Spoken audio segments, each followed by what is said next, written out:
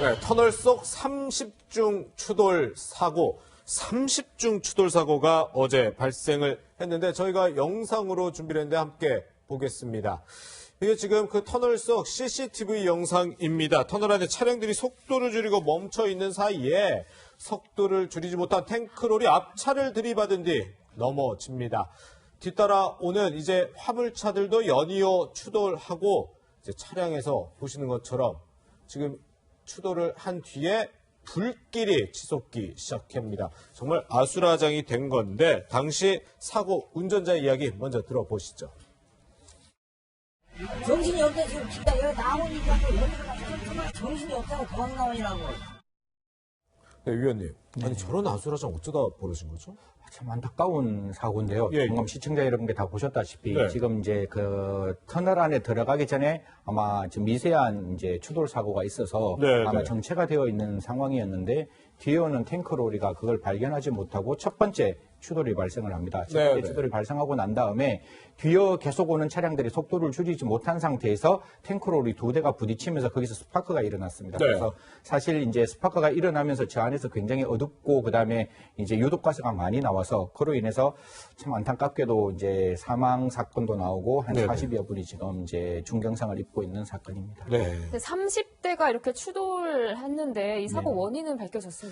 사고 원인은 뭐 지금 이제 정부 합동에서 이제 밝힌다고 하고 있는데요. 네네. 추측하는 여러 가지 내용 중에 첫 번째는 다들 아시겠지만 예. 바깥에서 눈이 오고 난 다음에 눈이 오면 저 자동차 바퀴에 아마 눈이 좀 묻어서 들어가는데 네. 터널 안에 들어오면 그게 약간 녹을 수 있습니다. 예. 녹는데 그럼에도 불구하고 저게 710m밖에 안 되었기 때문에 네네. 그 사이에 아마 약간 결빙이 있었지 않았느냐. 그래서 결빙 때문에 앞에 있는 추돌 사고가 발생했다. 이렇게 볼 수 있는 것이고 네네. 두 번째는 이제 이 당시에 이 지금 원주와 그 다음에 저 춘천을 왔다 갔다 하는 고속도로가 한 117km 정도가 되는데요. 네네. 거기에 터널이 한 38개 정도 된다고 합니다. 그러면 네네. 그 터널을 들어갔다 나왔다 하면 시야 확보가 좀 안 된다라는 측면이 있고 마지막에는 이제 그 바깥에서는 사실상 이제 눈이 왔기 때문에 속도를 줄이다가 네네. 터널에 들어가면 그 시야가 굉장히 밝아지는 순간에 운전자들이 좀 속도를 높이는 경향이 있다. 이렇게 연구원, 교통 관련된 연구원이 말하고 있어서 이 세 가지가 다 중복적으로 사고의 원인이 되지 않았을까. 그렇게 우리는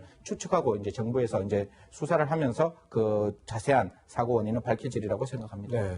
이 30중 추돌이다 보니까 사상자도 굉장히 많이 나온 것 같아요. 네네. 사상자가 지금 43명 정도가 이제 다치셨는데 그 예, 중에 예. 2명이 이제 중상을 입으셨고 아, 예. 그다음에 오늘 아침에 한 명의 사망자가 더 발견되셔서 네네. 지금 사망자는 4분으로 밝혀지고 있습니다. 예.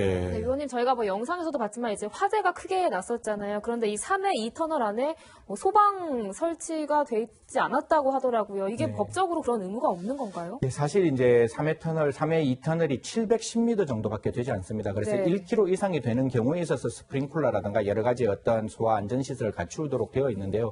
710m 정도밖에 안 되었고 1km 미만인 터널인 경우에 소방시설 의무가 없다. 이렇게 네. 밝혀져서 참 한편으로는 안타까운 것이고 네. 과연 그러면 이런 경우에 있어서 사고 예방을 위해서 조금 이렇게 길이가 1km가 안 되는 그런 터널이라 할지라도 소방시설 정도를 좀 갖추는 방법도 지금 고민해야 될 때라고 생각합니다. 네. 이렇게 눈이 쏟아지는 날 제가 아무리 방어 운전, 조심조심 운전을 해도 추돌 사고 같은 걸 피하기 어려울 때가 있는데 이런 사고를 좀 당하게 됐을 때 좀 어떻게 대처를 해야 될까요? 사실 사고는 예방이 제일 중요한 거죠. 네, 앵커님께서 말씀 주셨다시피 눈이 오거나 그다음 악천후 올 때는 가장 최소한의 속도를 내시고 운전하시는 게 원칙인데 네. 만약에 저런 상황 속에서 만약에 사고가 났다면 가장 중요한 것은 사고 이후에 그 대처 방안인데요. 첫 번째 대처 방안은 네. 분명히 보통 불이 나는 것보다 더 위험한 게 유독가스입니다. 유독가스이기 때문에 예. 최대한 그 신체를 낮추시고 네네. 그다음에 주위에 굉장히 경황이 없으실 거예요. 경황이 없으실 거지만 손수건이라든가 젖은 물수건 같은 걸로 코와 입을 막고 최대한 그런 어떤 사고 현장에서 빠져나오시는 게 네. 원칙인 것이고 사고가 난 전후에 자동차에 계시는 분들은 사고가 나고 난 다음에 앞쪽에 계시는 자동차들은 최대한 빨리 그 터널을 빠져나오시는 거고 네. 그다음에 뒤에 오시는 분은 분명히 또 저쪽에서 동영상을 보면 한 대가 뒤로 좀 빠져나오려고 하다 또 이렇게 큰 사고를 당하시는데 네네. 그런 경우는 최대한 차에서 빨리 내리셔가지고 사고 난 정확한 반대 방향 예. 터널로 좀 빠져나오시는 게 가장 중요하다고 생각하는데요.